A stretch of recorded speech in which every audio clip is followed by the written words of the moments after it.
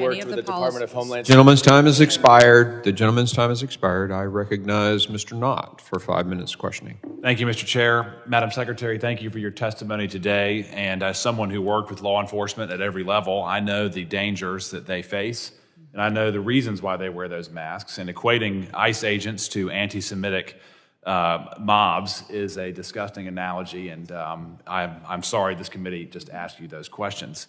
But in regards to the threat that our country faces relating to the open border and the ill effects from it, I can't help but hear the silence when we hear the other side of the aisle. There is no protest to the open border. There's no protest to, at minimum, 10 million, up to maybe 15 or 20 million people who came to the country. I worry in some ways that we are becoming desensitized to all of the problems because there are so many. You know, surges in overdose deaths from fentanyl, surges in violence. We see compounding numbers of people who are terrorists coming into the country. I've heard testimony from this very committee that there were dozens, if not hundreds of miles of border that were ordered to not be enforced over the last administration. So we don't know who's here. And whether it's hostile actors from China, Cuba, Venezuela, other hostile countries, whether in the Middle East or all over the world, we know that they sent people to exploit the open border policies of the last administration.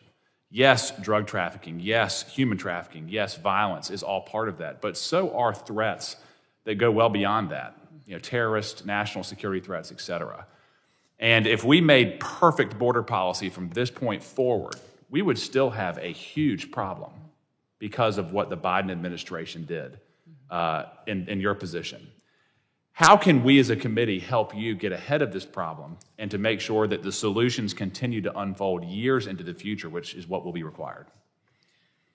Well, a couple of things. One of the things that I think was most tragic of the last administration is they even prevented us from having data to start with. Yep. For instance, President Trump in his first administration opened the Voices office at ICE, which gave victims of illegal immigrant crime an opportunity to get information, to have support systems, to get case information, to know when that individual was in court, when they were going to be released. When President Biden became president, he shut that office down, which means that because it didn't exist, we don't truly know how many victims of illegal immigrant crime there are out there. We don't have the data.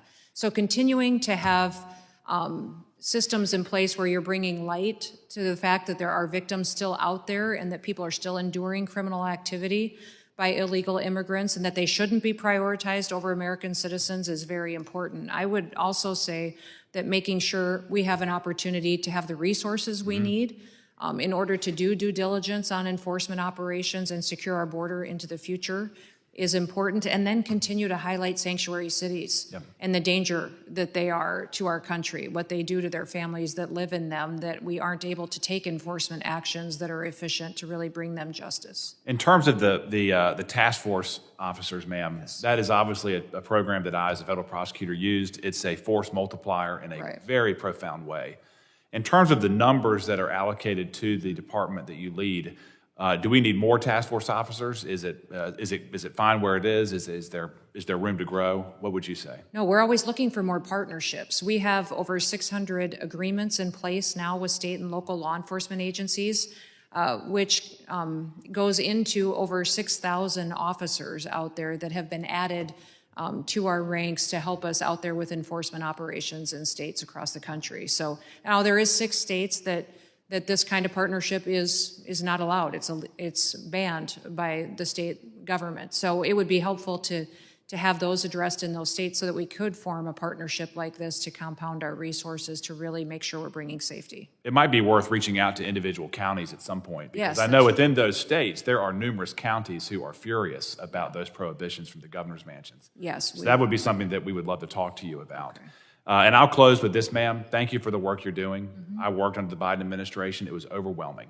And again, we have a serious problem for years to come just because of that 1 4-year term.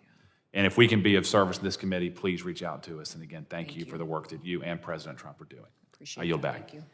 Gentleman yields. I now, I think, recognize our last member making comments today. Mr. Garcia, you're recognized. Thank you, Mr. Chairman. Thank you for being here, Madam Secretary. And you said that you're committed to complying with the Constitution, which we of course all appreciate and think is important. Now, we all know that the Fifth Amendment states, and I just want to be very clear, that no person shall be deprived of life, liberty, or property without due